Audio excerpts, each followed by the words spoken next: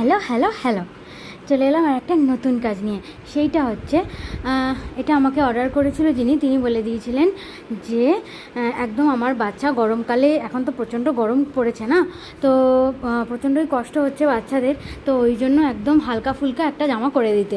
Half হাতা হবে, 3 বছরের বাচ্চার, আর খুব খুব খুব ছোট হবে।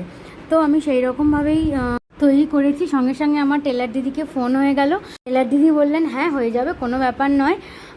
তো খুব তাড়াতাড়ি একদম সিম্পলের মধ্যে করতে বলেছেন আমাকে যিনি অর্ডার দিয়েছেন, তো আমি একদম সিম্পলের মধ্যে করেছি।